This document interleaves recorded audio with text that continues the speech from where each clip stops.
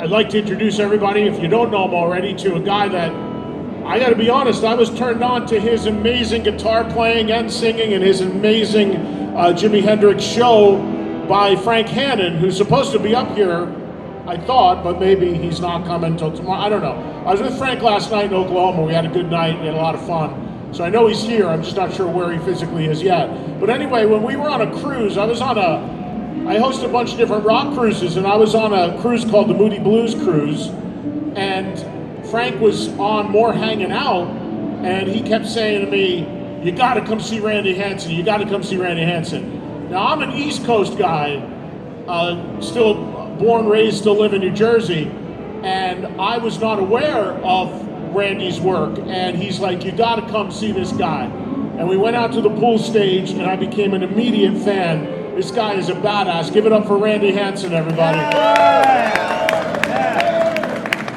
And I always knew from that day forward that Randy was an incredible guitar player, but I also didn't know he was an incredible artist, because Randy just gave me this that he did. Randy, talk a little bit about this, man. You told me you're going to do a comic book, and yeah, well, I drew that on the plane on the way up here. That quickly? Yeah, well, I have a little bit of a fright. I don't like airplanes. I don't like flying, and it helps me to draw when I'm. Get your mind off of things. Yeah, it gets my mind off of being on an airplane and everything. But I made a plan that I was going to draw something for you. Well, I really knew appreciate I was going to see. I wanted to give you something special that I made myself. Yeah, it's very kind of you. Thank you for doing this, and I really appreciate it. And you are playing. I don't have the schedule in front of me today, right? You're playing. Yeah, I think at 5 o'clock. 4:45. 4:40. Okay. 4:45. You can see Randy do his thing over on the stage over here inside, I think, yeah. right? Right. So Randy, you're a veteran of these. Have you done a few of these guitar festivals? I've only been to the NAMM show many times, but I've never been. I've many times wanted to come to the Texas Guitar Show, and just never was able to do it. Usually lined up with a tour of Germany, so I ended up in Germany and I couldn't come here. Oh wow! But this year I had a lot of time off at home, which I haven't had since I was 18, and I'm 66 years old now.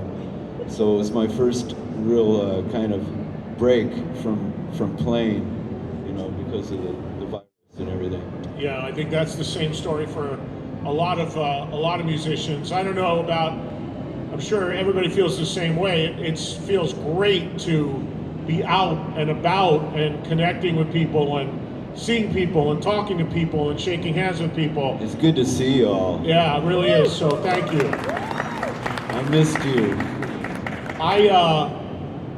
I'm in like an alternate universe here, because where I live in New Jersey, you still can't be out like this. It's still. So it's been really good. Last night I was in Oklahoma, tonight here, and I got my vaccine, so I'm all good to go. I was jumping at the bit to get out here and connect with everybody, and I must have taken 40, 50 pictures with people walking in. It's like, yeah, man, no problem, because you feel good being out there with everybody. It feels like all the old good times come right back, and we need that. I think we need that. So as long as everybody's being careful and responsible, I think we're all good. So anyway, Randy, anything you want? We're going to take questions. That microphone in the middle of the room is for questions for either myself about anything in my career, or Randy and anything in his career. Or I can't help you with any music questions, because I'm probably the only person in this whole room that doesn't play an instrument. Maybe you'd just like to do some stand-up. Yeah, and I don't do stand-up, but I have been in radio and TV for 38 years, so I'm happy to answer anything about that. Anything you might want to ask Randy about is all good. But before we maybe grab some questions from myself or Randy, why don't you tell the audience what you do have coming up? Or are you going to go back out? Do you have shows being booked now? Yeah, they're starting to rebook shows that we had to cancel and everything. And if you look at my website, if you want to see me and wonder if I'm anywhere near you, they'll be posted on my website, randyhansen.com. And so you can check that out. And it's Hansen with an E-N. Anyway, so a lot of U.S. dates and a lot of European dates and everything. We might even have some Japanese dates because I put out a record or a CD. It's called Fun Town, and I guess they kind of liked it over in Japan, so we might go over visit over there. So, how long ago did that come out, Randy? We just put it out about a year ago. Oh wow! And that's all original material or covers? Yeah, or? It's all original material. I had a really bad flu that lasted for like 3 months, and I thought I was dying, so I went and recorded an album because I thought it was going to be my last chance. But I pulled through. So. Wow, that's good to hear. Well, look forward to checking out that record. And for those of you that haven't seen Randy before, Randy does a Jimi Hendrix tribute, which is just mind-blowing. Is that what you're going to be doing here today? Yeah, I'm going to do Hendrix set? Yeah, it'll be a Hendrix set and everything. I'm working on another thing right now. It's a vinyl that we're going to put out. It's going to be 2 songs, a smaller, like, what do you call it, a 7-inch? Yeah, we're going to put out a 7-inch, and it's, one side is going to be, well, one side is a song I wrote. It's called That's What You Do to Me. And then the other song is, I had this idea of taking the lyrics to Rudolph the Red-Nosed Reindeer and applying them to War Pigs. And they fit really good. I'll give you a little sample real quick. Rudolph the Red-Nosed Reindeer had a very shiny nose. And if you ever saw it, you might even say it glows. And then so on and so forth. It all fits too, the middle part. And then one foggy Christmas Eve. You shouldn't give that away. Now you just told the whole room full of musicians they're going to go steal the idea from you. Did you record it You're too yet? late. Yeah, we got it recorded. It's all ready, packaged, everything. It's ready to go. You're going to put it out for Christmas? Yeah. That'd be perfect. I'll play that. You got to get that to me. I'll play that for sure. That's awesome. I played everything on it too. I played the bass and the guitars and the drums and everything on it. How many of you folks have seen Randy do his show before? All right, if the ones who haven't, trust me, Frank told me to watch him, and I was an immediate fan. You got to go in and watch him when he plays. You'll be blown away. It's truly, truly a great show. And I'm excited. When I heard you were on this, I was really excited because this is the first time I think I'm seeing you on land. That is right. Because in the past we were on a cruise. Always floating. Yeah, we were floating. And one other thing, Randy, I wanted to ask you about. So I saw a video. Were you playing with some of the guys in Heart?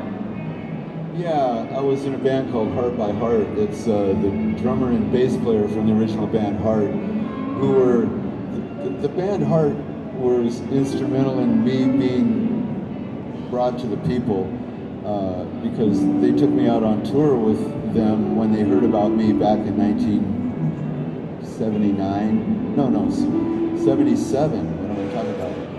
1977, they came to see me, and then they decided I should tour with them. And so that's how I got going.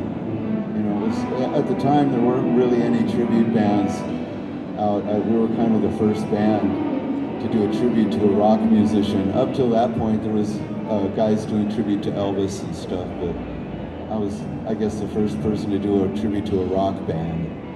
And so you were opening. I picked Jimi Hendrix because I thought he was the best. You know. Yeah, for sure. So Randy, you were opening for Heart in '77, doing a Hendrix show. Yes. Wow, and yeah, I've not ever really heard of a tribute act opening for a national original band like that. They did that because I was a novelty at the time. So there was something that nobody else was doing, so they just thought this would be kind of novel to put on before you. How did you go down with the audience? It went over really good. Yeah, I bet you did. That's a hell of a catalog to play. But, you know, I get a lot of pats on the back, and I have to attribute them all to Jimi. It's really I didn't write any of it. I'm not Jimi Hendrix, and I'm not a genius like he was.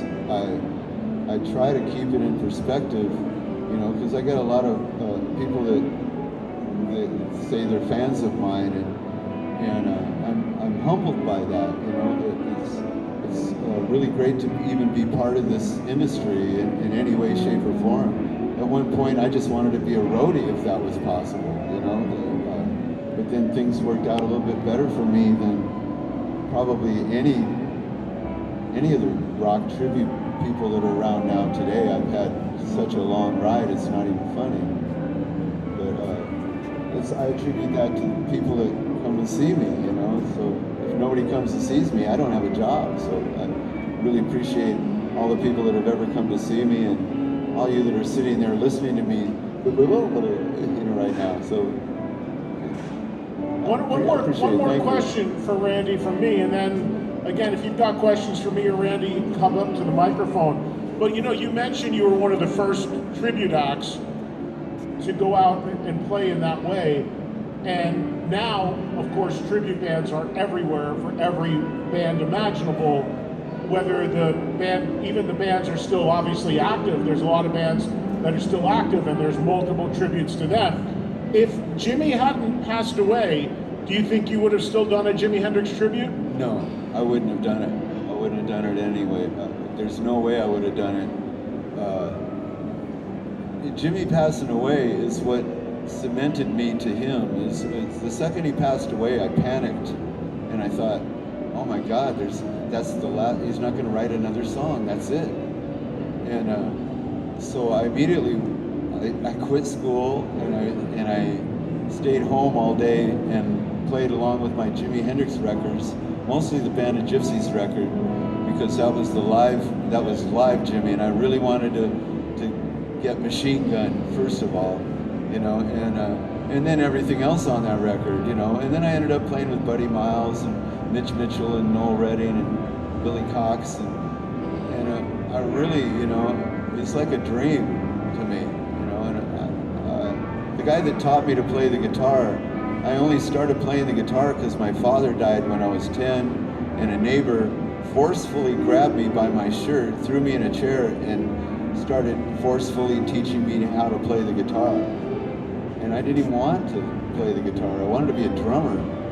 And but then he taught me in such a way that it was really began to be really intriguing to me.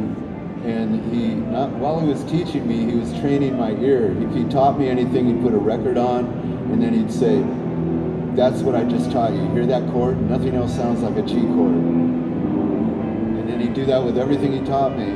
And by the time he got through with me, I could put on any record and figure out what was going on by listening to it. And so that's how I ended up figuring out how Jimi played a lot of things. And I'm still working on it too. I mean, he did this in 3 years. I'm 66 years old. I've been doing this ever since I was 19. And I still haven't got it all. There's still a lot of things I'm learning of Jimi that I just go, wow, how did one guy come up? He must have done some really good acid to come up with that shit. Did you ever get a chance to see him play live? I saw him one time, the last time he played in Seattle, that's where I'm from, and I saw him play at Six Stadium, and that's the last chance I would have got to see him, and I got to see him. Wow. I stood directly beneath him with his toes. I saw his toes sticking off the front of the stage, and it was raining out, and the water was dripping off the toes of his boots right onto my forehead. You know, it's like, this throughout the whole show, you know. But he was, all that I saw was like what you would see. It's like he's playing, and it's like this is what I was seeing, kind of.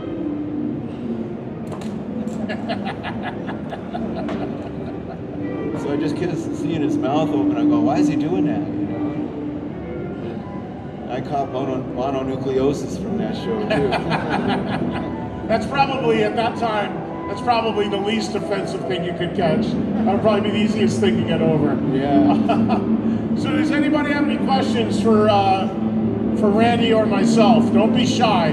Always just takes one person to start, and then the floodgates will open. Now, I hope we can hear you through the monitors. What What was Yes, beautiful. Thank you. This is for Randy. What was Michael Jackson and Sam Kinison like? Well, Michael Jackson, a lot of people think I wrote this song called State of Shock. Yeah. And BMI started sending me checks for it. And I never wrote the song. They have you listed as the writer. Yeah, I know. It's still listed that I wrote it, but I didn't write it. You know, it's really weird. Did you I ever could work have made a with lot of Michael money off Jackson? of it, but Did you ever work with Michael Jackson? No, I came close to meeting him one time.